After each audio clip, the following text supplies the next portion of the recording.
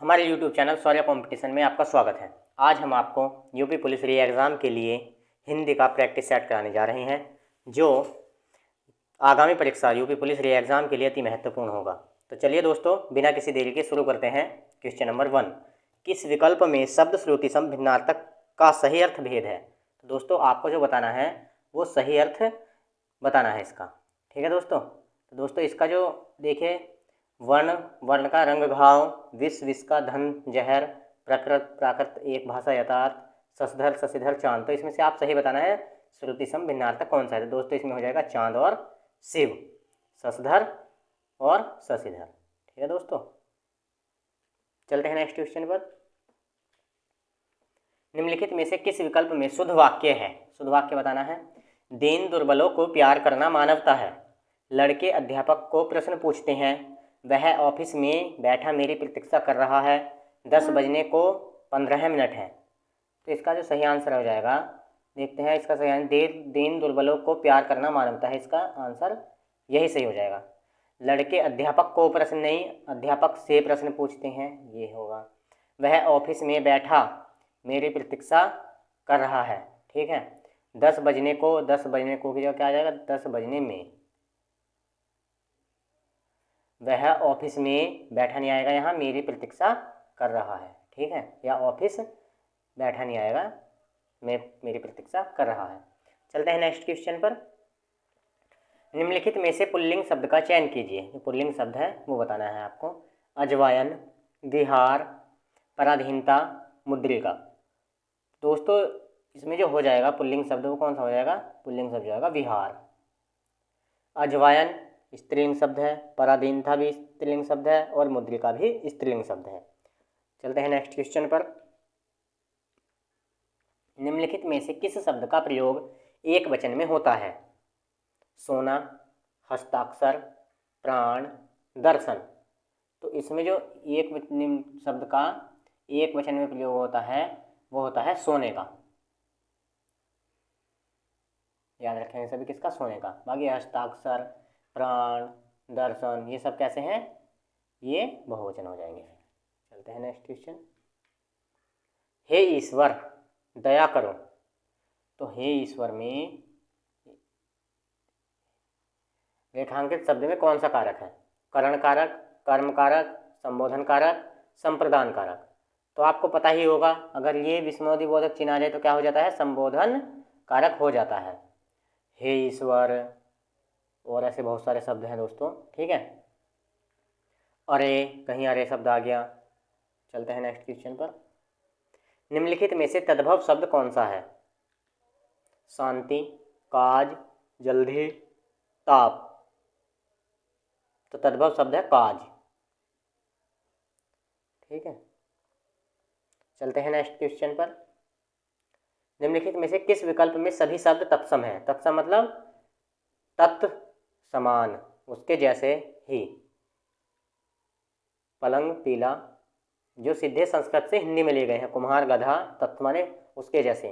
डंडा, नाक, नव्य स्वर्णकार। तो इसमें जो नव्य स्वर्णकार हैं ये तत्सम शब्द हैं, बाकी सब ये कैसे हैं? ये तद्भव शब्द हैं।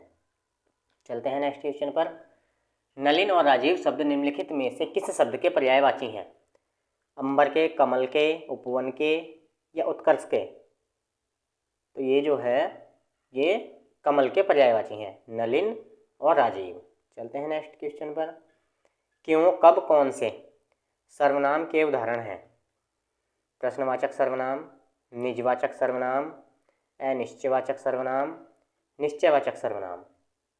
तो ये जो है प्रश्नवाचक सर्वनाम है। क्यों, कब और कौन, ये कैसे सर्वनाम है? प्रश्नवाचक सर्वनाम है। जैसे कोई क्वेश्चन बोलेंगे, वह क्यों, कब, कहाँ, वह कहाँ जाता है, वे क्यों आते हैं, वे कब आएंगे। ठीक है दोस्तों, या वह कौन है। तो ये सब प्रश्नवाचक सर्वनाम है। चलते हैं नेक्स्ट क्वेश्चन पर। मदिरालय शब्द के संधि विच्छेद का चयन कीजिए। मदिरा प्लस अलय, मदिरा प्लस आलय, मदिरा प्लस लय या मदिर प्लस आलय। तो इसका जो हो जाएगा, इसका हो जाएगा ऑप्शन नंबर बी, मदिरा प्लस आलय। और ये दीर्घ संधि का उदाहरण हो जाएगा ये। ठीक है, चलते हैं नेक्स्ट क्वेश्चन पर। अवतरण चिन्ह को और किस नाम से जाना जाता है? जो हमारा अवतरण चिन्ह होता है उसको और किस नाम से जानते हैं? कोष्टक चिन्ह से, उद्धरण चिन्ह से, निर्देशक चिन्ह से, योजक चिन्ह से। तो इसको जो हम दूसरे नाम से जानते हैं वो जानते हैं उद्धरण चिन्ह से, याद रखेंगे। चलते हैं नेक्स्ट क्वेश्चन। सतसई शब्द में किस प्रकार के संख्याबोधक विशेषण का प्रयोग है? आवृत्ति बोधक विशेषण, अनिश्चित संख्याबोधक विशेषण, गणनावाचक विशेषण, समुच्चय बोधक विशेषण। तो इसमें जो है, इसमें क्या है, सतसई में गणनावाचक विशेषण है। कैसा? गणनावाचक। चलते हैं नेक्स्ट क्वेश्चन पर। राधा ने पायल से चिट्ठी लिखवाई, इस वाक्य में कौन सी क्रिया है? संयुक्त क्रिया, पूर्वकालिक क्रिया, प्रेरणार्थक क्रिया, नाम धातु क्रिया। तो इसमें जो है, इसमें क्या है, प्रेरणार्थक। कैसी क्रिया है इसमें? इसमें प्रेरणार्थक क्रिया है। राधा ने पायल से चिट्ठी लिखवाई। चलते हैं नेक्स्ट क्वेश्चन पर। चिल्लाहट में कौन सा प्रत्यय है? हट, ची, आहट, चिल्ला। तो इसमें क्या बताना है? प्रत्यय। प्रत्यय क्या होते हैं? प्रत्यय वे शब्द होते हैं जो शब्द के अंत में आकर शब्द का अर्थ परिवर्तन कर देते हैं। और उपसर्ग क्या होते हैं? उपसर्ग वे होते हैं जो शब्द के शुरू में आकर शब्द में परिवर्तन या उसके अर्थ में शोभा बढ़ा देते हैं या उसके अर्थ में परिवर्तन कर देते हैं। तो यहाँ प्रत्यय बताना है। तो इसमें चिल्लाहट में क्या प्रत्यय है? तो चिल्लाहट में हो जाएगा इसका आहट। आहट क्या हो जाएगा? इसमें इसका प्रत्यय हो जाएगा। चलते हैं नेक्स्ट क्वेश्चन पर। अभिभाषण शब्द में कौन सा उपसर्ग है? अभी बताया पिछले क्वेश्चन में उपसर्ग क्या होता है? जो शब्द के शुरू में आकर शब्द को का अर्थ बदल दें। देखते हैं, ए, अभी, अब, अभी। लेकिन वो शब्द ये नहीं कि कोई भी शब्द जैसे अभिभाषण है तो ए इसका वो उपसर्ग हो जाएगा, उसका एक अपना अर्थ, अलग अर्थ भी होना चाहिए, वो तभी बन पाएगा उपसर्ग और प्रत्यय। तो इसमें जो हो जाएगा, इसमें आएगा अभी। अब देखो यहाँ अगर हम अभी और भाषण अलग कर दें तो दोनों का है ना ये अपना अपना अर्थ, अलग अलग अर्थ। चलते हैं नेक्स्ट क्वेश्चन पर। रक्त रंजित शब्द में कौन सा समास है? अव्ययी भाव समास, द्विगु समास, तत्पुरुष समास, द्वंद्व समास। तो इसमें जो हो जाएगा तत्पुरुष समास हो जाएगा। ये द्विगु समास संख्यावाचक समास होता है। ठीक है। और दोस्तों नेक्स्ट क्वेश्चन से चलने से पहले मैं आपको बता देता हूँ कि इसी यूट्यूब चैनल पर सुबह डेली करंट अफेयर्स की क्लास सुबह 7 बजे अपलोड कर दी जाती है, जिसमें परीक्षा की दृष्टि से अति महत्वपूर्ण सवाल केवल आपको 10 मिनट में, 1 घंटे का रिवीजन आपको केवल 10 मिनट में ही कराया जाता है। तो आप एक बार वो क्लास जरूर देखें। ठीक है। चलते हैं नेक्स्ट क्वेश्चन पर। परोक्ष का विलोम शब्द है अपरोक्ष, प्रत्यक्ष, द्रष्टव्य, स्थूल। परोक्ष का जो विलोम हो जाएगा वो हो जाएगा प्रत्यक्ष।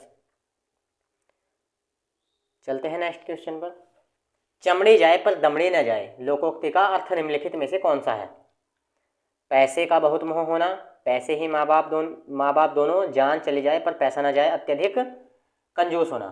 तो इसमें हो जाएगा अत्यधिक कंजूस होना। चमड़ी जाए पर दमड़ी न जाए मतलब अत्यधिक कंजूस होना। Next question. क्रोध किस रस का स्थायी भाव है? रौद्र रस, विभत्स रस, वीर रस, भयानक रस। तो क्रोध जो है ये रौद्र रस का स्थायी भाव है। ठीक है, रौद्र रस का। चलते हैं नेक्स्ट क्वेश्चन। सोरठा के द्वितीय और चतुर्थ चरण में कितनी मात्राएं होती हैं? 13, 10, 16, 11। तो इसमें जो होती हैं ये होती हैं 13। देखो दोस्तों मैं आपको एक ट्रिक बताता हूँ दोहा और सोरठा याद करने की। आप कभी ज़िंदगी में सब कुछ भूल जाएंगे लेकिन आप दोहा और सोरठा कभी नहीं भूलेंगे। देखिए दोस्तों ट्रिक क्या है। दोहा, देखो दोहे से आपको ऐसा नहीं लग रहा कि धोखा, धोखा, दोहा, धोखा। तो दोस्तों जैसे किसी की शादी होती है, आपने सुना होगा, तो उसने डिमांड करी 13 लाख की और उसको कितने दिए गए वे? 11 लाख। तो उसके साथ क्या करते दोस्तों? धोखा। तो आप क्या याद रखेंगे? प्रथम चरण में और द्वितीय चरण में कितनी? 13, 11 मात्राएं होती हैं दोहा में। दोस्तों सोरठा, अगर आपने तय करे 11 लाख रुपए अपने लगन रिश्ते में, और आपको मिल गए 13 लाख रुपए, तो शोर मच जाएगा, ठीक है, कि उसको 11 लाख तय करे थे और 13 लाख तो प्रथम और द्वितीय, तो क्या हो जाएगा, सोरठा हो जाएगा। तो दोस्तों इसमें हम सोरठे के द्वितीय और चतुर्थ, तो द्वितीय फिर चतुर्थ में कितनी मात्रा होंगी, ये तीसरा चरण हो जाएगा, चतुर्थ में कितनी मात्रा होंगी, 13, तो इसका ऑप्शन नंबर ए हो जाएगा। तो दोस्तों आप इसे कभी इस ट्रिक्स को कभी नहीं भूल पाएंगे, ठीक है दोस्तों। चलते हैं नेक्स्ट क्वेश्चन पर। निम्नलिखित में से किस अलंकार में समान धर्म का होना अनिवार्य है, उत्प्रेक्षा, श्लेष, यमक, उपमा। तो इसमें जो है उपमा, उपमा में क्या होना चाहिए, अलंकार समान धर्म का होना चाहिए। चलते हैं नेक्स्ट क्वेश्चन पर। निम्नलिखित में से भाग शब्द का अनेकार्थी शब्द किस विकल्प में नहीं है, बांटना, भागना, हिस्सा या ब्याज। मतलब भाग जो शब्द है वो किस शब्द में से नहीं है, दोस्तों ब्याज, ब्याज का नहीं है। बाकी हिस्सा, भागना, बांटना ये सब किसके अनेकार्थी शब्द हैं, भाग के हैं। चलते हैं नेक्स्ट क्वेश्चन पर। वह दरबार आ चुका है, इस वाक्य का काल पहचानिए। संदिग्ध वर्तमान काल, देखो अब याद करो, वह दरबार आ चुका है मतलब आ चुका है, संदिग्ध वर्तमान काल, पूर्ण भूतकाल, पूर्ण भूतकाल भी नहीं कह सकते इसको, आसन्न भूतकाल या पूर्ण वर्तमान काल, दोस्तों सामान्य वर्तमान काल, तो ये हो जाएगा आसन्न भूतकाल या पूर्ण वर्तमान काल, ठीक है। जैसे अभी अभी जैसे उसके इंतजार हो रहा हो और कोई कह दे कि वह दरबार में आ चुका है, ठीक है, याद रखेंगे इसको। चलते हैं नेक्स्ट क्वेश्चन पर।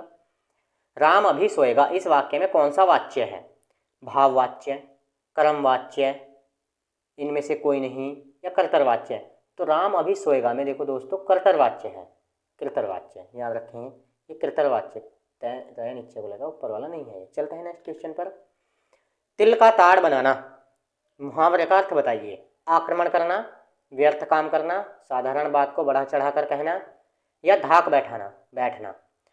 तो इसका जो आंसर हो जाएगा साधारण बात को बढ़ा चढ़ा कर कहना। तिल का ताड़ जो बनाते हैं साधारण बात को बढ़ा चढ़ा कर कहना, या जैसे सोई का फावला बनाना, इसका भी सेम वही अर्थ हो जाएगा। चलते हैं नेक्स्ट क्वेश्चन पर। निम्नलिखित में से नहीं कौन से प्रकार का रीतिवाचक क्रिया विशेषण है, प्रश्नवाचक, विधिवाचक, निषेधवाचक, निश्चय बोधक। तो ये जो हो जाएगा इसमें रीतिवाचक जो है क्रिया विशेषण वो क्या है, निषेधवाचक है। चलते हैं नेक्स्ट क्वेश्चन।